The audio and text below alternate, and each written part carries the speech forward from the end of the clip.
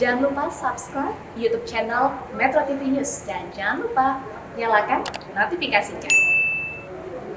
Demi mempromosikan green tourism atau wisata hijau, ada seorang pemuda yang mendaki 35 gunung di Indonesia. Waduh, banyak ya 35 gunung ya. Tapi menariknya lagi nih pemirsa, pemuda ini menetapkan target bisa mendaki 35 gunung hanya dalam waktu 4 bulan. Wow. Inilah Azam Rofiullah yang sedang gencar mengkampanyekan wisata hijau dengan mendaki 35 gunung di Indonesia. Ia memulai perjalanannya pada 16 Juli 2021 dengan mendaki Gunung Latimojong, Sulawesi Selatan. Nah, uniknya untuk mencapai setiap lokasi ia menggunakan sepeda motor. Kegiatan maraton pendakian gunung ini ia lakukan demi mempromosikan metode pariwisata hijau. Ya, selama pendakian pemirsa, ia tetap menerapkan protokol kesehatan dan memilih gunung yang berlokasi di zona hijau COVID-19. Pariwisata hijau sendiri merupakan konsep yang diusung sebagai bentuk kejelian Azam melihat potensi alam Indonesia dalam menyambut era Environment 6.0 yang akan terjadi di masa mendatang. Pada era ini, seluruh kegiatan manusia akan berorientasi pada kelestarian lingkungan.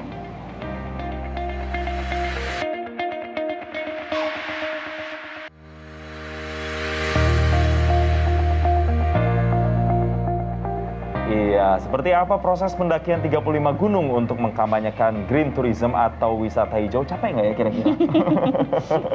Nah, kita akan tanyakan langsung ini dan ngobrol dengan pegiat alam Muhammad Azam Rofiullah. Kita langsung sapa, selamat pagi Mas Azam. Selamat pagi Mas Azam. Halo, selamat pagi Mbak Jadis dan Masnya. Apresiasi yang luar biasa untuk Mas Azam nih, 35 gunung selesai 4 bulan. Nih, kalau luar saya sih nggak biasa. kuat. Gimana setelah menyelesaikan 35 gunung dalam 4 bulan, apakah ada pendakian-pendakian lainnya? Akan ada tentunya. Kita rencana mau nambah lagi 15 gunung, sehingga akan mencapai 50 nantinya pada tahun ini. Waduh, Oke. itu kapan targetnya 50 gunung itu akan terdaki semuanya tuh Mas? Bulan November, 1 bulan. Bulan November ini, wah dalam waktu yang cukup singkat juga ya. Tapi gini, kenapa akhirnya memilih mempromosikan green tourism atau wisata hijau ini dengan cara mendaki gunung? Karena saya lihat Indonesia ini kan anugerahnya adalah wisata alam. Bentang alamnya yang indah dan lain sebagainya. Kemudian subjek atau objek yang kita ambil ini adalah anak muda, di mana anak muda ini menggandrungi kegiatan pendakian gunung. Sehingga saya pikir minimal kita bisa memimpin gitu di bidang pariwisata di dunia nanti. Oke, Mas Azam, sebetulnya motivasi apa sih yang membuat Mas Azam ini ngebut banget 35 gunung dalam 4 bulan saja? Apa nih motivasi di belakangnya? Saya sebenarnya ingin melakukan pencarian saja dalam masa muda, kemudian juga melihat bahwasanya kita bisa membuat sebuah segmen baru gitu di bidang pariwisata, yaitu kegiatan semacam extreme sport di mana kita melakukan pendakian maraton gunung. Karena di negara-negara lain ada jalur-jalur pendakian yang panjangnya itu bisa sampai 1000 mil, 3000 mil. Nah, namun di Indonesia kan belum ada, sehingga orang melakukan maraton-maraton gunung gitu. Nah, itu salah satu potensi juga yang bisa dikembangkan ke depannya. Oke, mumpung masih muda, mengeksplorasi dan juga tenaga yang masih ada nih ya untuk bisa menikmati indahnya gunung-gunung yang ada di Indonesia. Tapi berbicara soal potensi, memang Mas Azam selama mendaki puluhan gunung ini, potensi apa sih yang bisa diceritakan ke kami, ke masyarakat Indonesia?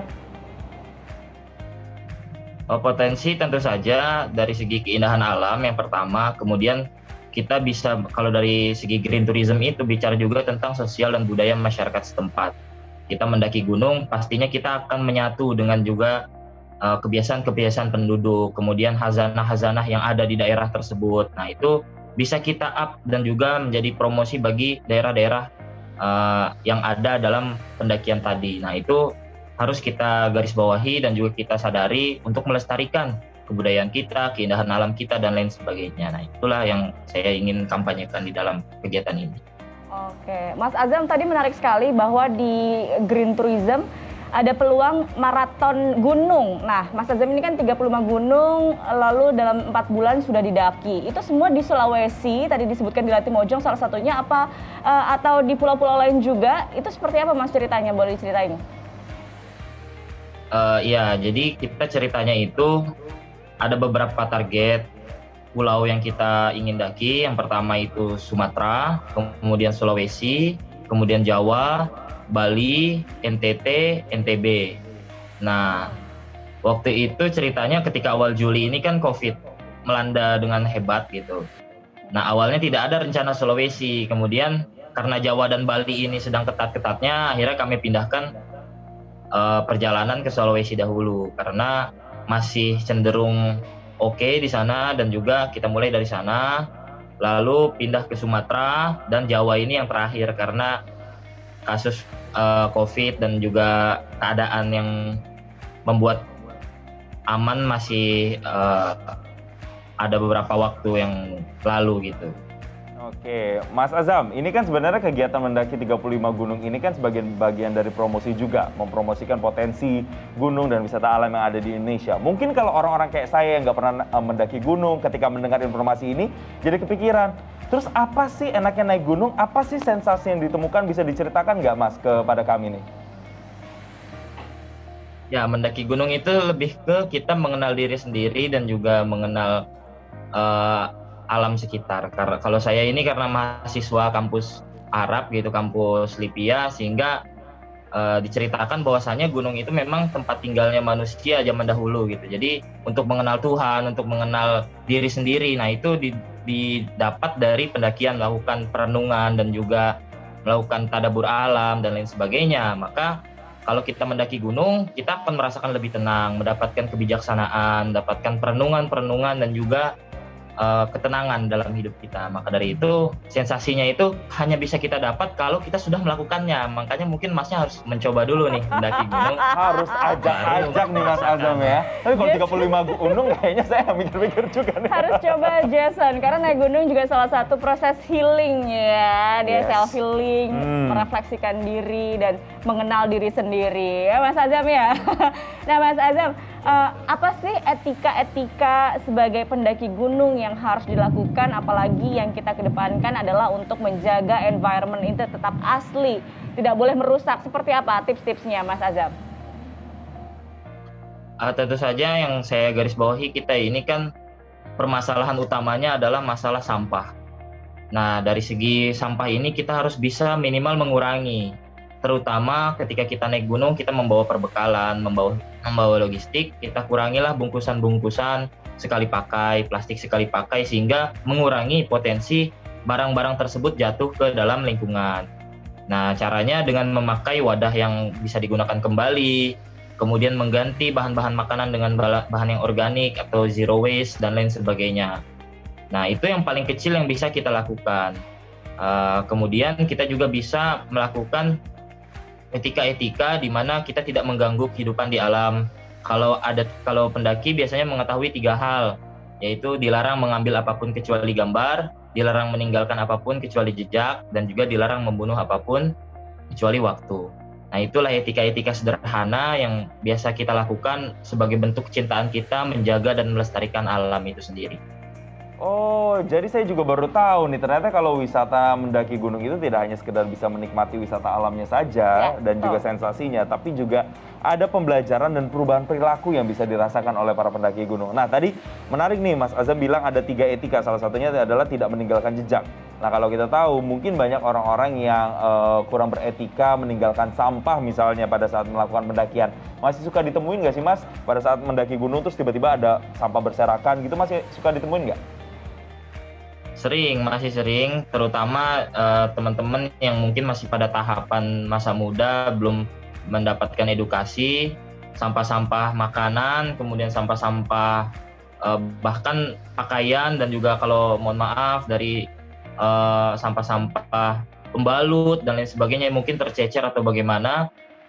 Nah, itu kita harus segera edukasi. Banyak anak muda yang sedang hobi dalam pendakian ini, kita edukasi, kita beritahu yang benar itu seperti apa, sehingga kita tidak melarang mereka menikmati alam Indonesia yang indah ini, namun kita sama-sama bertanggung jawab untuk menjaganya, seperti itu sih. Semua sama-sama bertanggung jawab, apalagi kalau sudah naik gunung, ya kita sendiri yang bertanggung jawab atas sampah kita ya. Karena tidak ada lagi orang lain yang bisa menjaga selain diri kita sendiri. Nah, Mas Azam, 35 gunung sudah digapai selama 4 bulan. Tapi kita tahu ya bahwa gunung-gunung di Indonesia itu beragam medannya. Jalurnya juga banyak sekali pilihannya. Nah, apa yang paling menantang nih dari 35 gunung yang sudah dilalui bersama tim, di mana dan tantangannya apa? Kalau saya pribadi Latimojong, karena kita waktu itu membuka jalur baru, ada jalur kuno yang dahulu kala dipakai leluhur, itu kita buka kembali untuk menjadi potensi. Nah, di sana kami melakukan pendakian kurang lebih jaraknya sekitar 40 km selama 5 hari, dan itu sangat-sangat menantang jalurnya dengan banyaknya lumut, jurang, dan juga titik vertikal tanjakan yang sangat edan gitu ya. Nah, di sana mungkin yang paling menantang dan seru. Boleh dicoba nanti jalur barunya itu. Nah, tapi jalur ngomong-ngomong, Lepami namanya. Nah, tapi dengar-dengar juga ini Mas Azam katanya mencapai beberapa lokasi menggunakan sepeda motor. Bener Mas, pakai sepeda motor, apa bisa? Mencapai titik base camp-nya gitu. Sebenarnya saya pun agak terpaksa menggunakan sepeda motor karena mengejar waktu. Harusnya kan kita lebih mengurangi emisi karbon ya, mungkin dengan sepeda atau dengan yang motor listrik dan lain sebagainya. Namun karena kita belum bisa gitu mencapai tahap itu dan mengejar waktu, akhirnya saya menggunakan sepeda motor. Nah, ini ya lumayan jauh juga. Kita sampai Bukit Tinggi, sampai ke Flores itu menggunakan sepeda motor. Oke, Mas Azam, saya penasaran nih, Mas Azam itu sama tim berapa orang sih, dan yang terkumpul ini komunitasnya dari berbagai daerah kah atau dari komunitas tertentu? Seperti apa Mas Azam, boleh diceritakan? Jadi saya melakukan maraton secara full sendirian, kemudian saya menggandeng teman-teman komunitas Kaldera Indonesia yang saya gagas, kira-kira ada sekitar 100 orang. Nah, mereka ini bergabung di tempat pendakiannya. Jadi saya janjian gitu di tempat gunung apa. Nah, mereka datang ke sana. Sementara yang full melakukan pendakiannya hanya saya sendiri. Nah, kalau ada gunung yang tidak ada volunteernya bagaimana ya, saya mendaki sendiri, solo hiking. Waduh, keren banget sampai solo hiking ya. Ini butuh mentalitas dan juga stamina yang luar biasa pastinya. Tapi Mas Azam, terakhir, besok kan kita menyambut sama-sama ini namanya peringatan Sumpah Pemuda.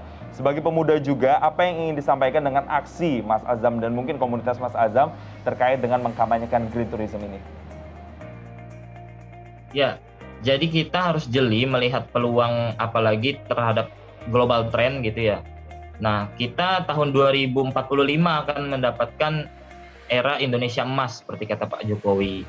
Kemudian di tahun 2050 ada era Environment 6.0, berakhirnya Paris Agreement tentang Zero Emission Carbon. Nah, kita jeli melihat Indonesia bisa memimpin di bidang apa. Nah, karena kita dikaruniai bentang alam yang indah dan lain sebagainya, maka wisata alam ini salah satu potensi yang bisa kita gali dan siapkan dari sekarang.